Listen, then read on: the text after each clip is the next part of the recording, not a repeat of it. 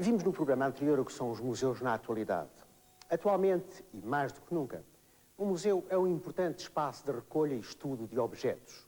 O manejo adequado dos dados referentes a cada objeto dilata de forma significativa vários campos de informação. E isto é tão verdadeiro para o domínio das artes plásticas, por exemplo, como para muitos outros tipos de produção cultural e de realidades interdisciplinares. Aí se estudam os circuitos pelos quais uma peça ou um conjunto de peças chegam ao museu. Que estatuto é o seu, que notícia trazem e que informação podem gerar.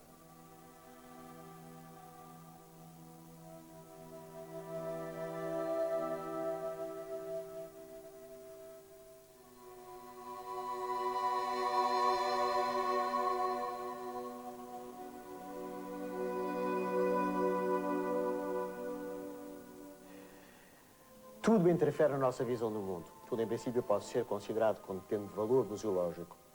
As ciências modernas contribuem decisivamente para alargar a mobilidade técnica e sensível do nosso olhar.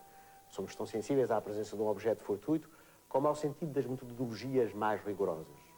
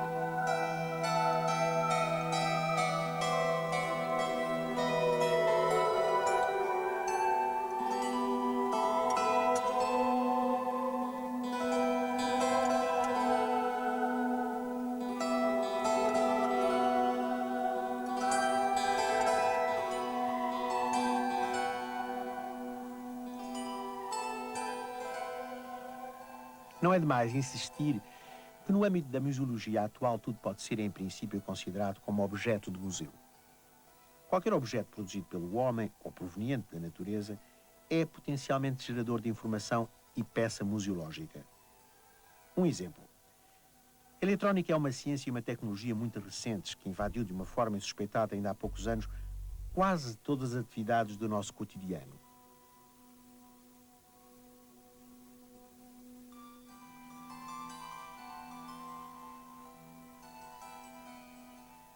A rapidíssima evolução destes equipamentos, associada à sociedade de consumo em que vivemos, depressa os torna obsoletos, acabando por anunciar em pleno paradoxo a sua destruição. É muito difícil encontrar hoje um computador de primeira geração e, no entanto, esse instrumento foi concebido e utilizado há apenas umas escassas dezenas de anos.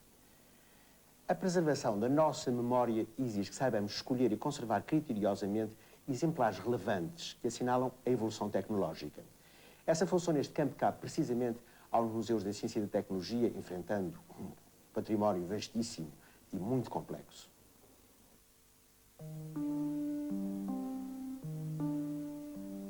O museu é um circuito de memória carregada de informações geradas por objetos. Mas como chegaram os objetos ao museu? No caso dos museus de ciência e técnica, é necessário considerar que eles compreendem diferentes tipos de exibições que, no entanto, podem ser incluídas num dos dois grupos seguintes. Exibições de caráter contemplativo e exibições de caráter interativo. Nestas últimas, que, de uma forma mais geral, devemos designar por participativas, os objetos exibidos estão, em geral, integrados em equipamentos especialmente concebidos para ilustrar um dado fenómeno ou ideia, demonstrar uma lei científica, explicar uma certa montagem tecnológica ou fornecer uma informação. Esses equipamentos ou são produzidos nas próprias oficinas do museu ou adquiridos por compra ou oferta.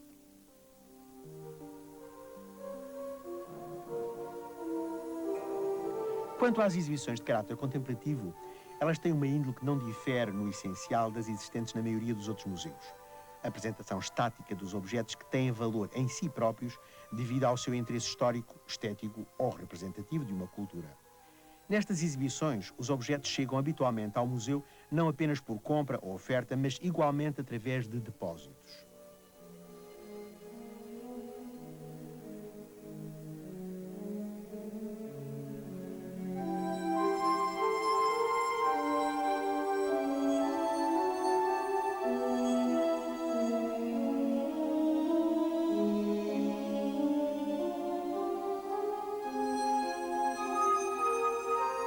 No que respeita aos equipamentos científicos e técnicos antigos, os locais privilegiados para a sua recolha são estabelecimentos que desde longa data têm atividades de investigação, ensino ou aplicação da ciência e da tecnologia.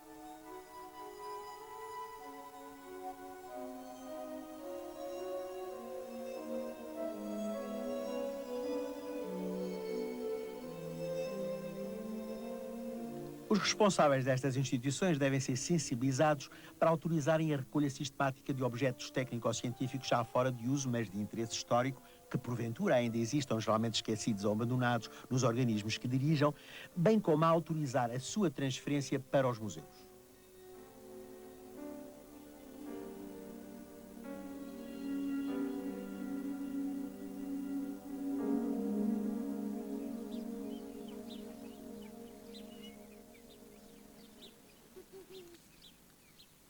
Para além da aquisição dos objetos do museu através de compra, oferta ou depósito, existem ainda duas outras vias de aquisições particularmente importantes: a pesquisa sistemática realizada por especialistas e os achados fortuitos. Na pesquisa sistemática, os objetos são encontrados através de vias de que já se conheciam pistas que podem ter origem em informações documentais, orais, etc. Ou através de campanhas de recolha e escavações. É um meio particularmente importante para os museus etnográficos, arqueológicos ou de ciências naturais.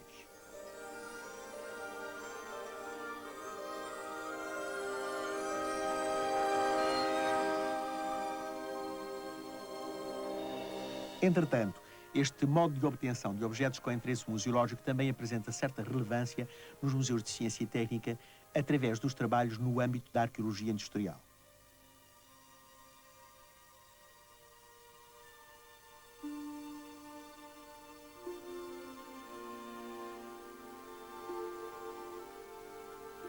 A este respeito, lembremos a contribuição dada ao conhecimento dos primórdios da indústria vidreira em Portugal pelos trabalhos em curso nos vestígios da Real Manufatura de Vidros de Coina.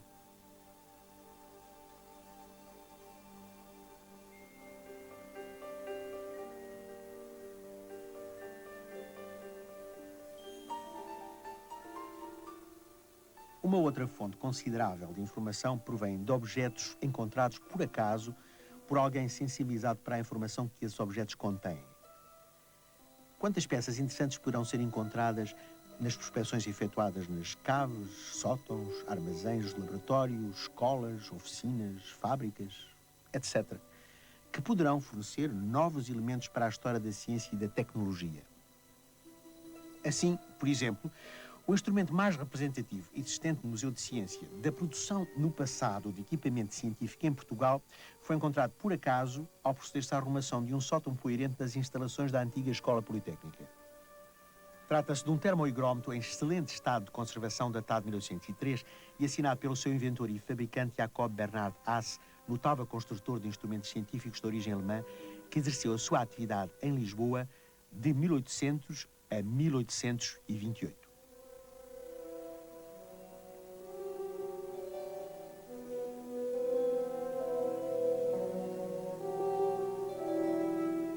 Para quaisquer objetos, sejam de natureza artística, arqueológica, etnográfica, técnico-científica ou de simples uso cotidiano, as descobertas fortuitas são uma considerável fonte geradora de informação e, por isso, constituem importante origem dos acervos dos museus.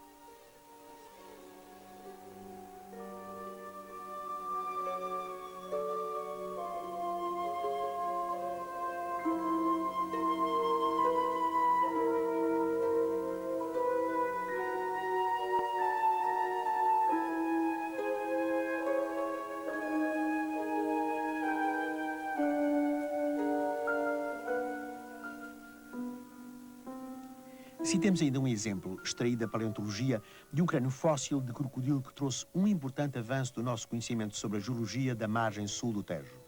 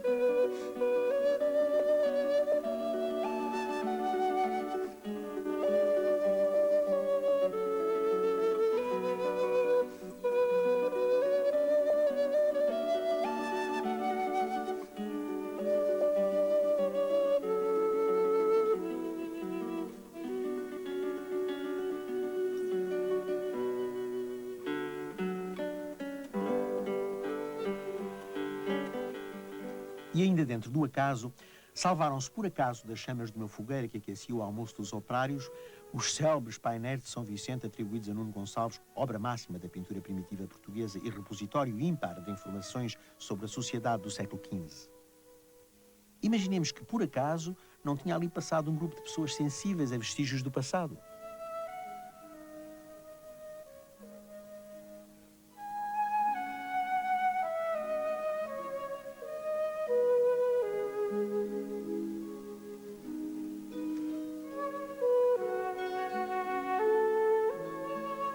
Fiquemos especialmente atentos à preservação de textos antigos, manuscritos, incunábulos, etc., contenham ou não iluminuras, muitas vezes ignorados e particularmente vulneráveis à ação do tempo e, frequentemente, da ignorância dos homens.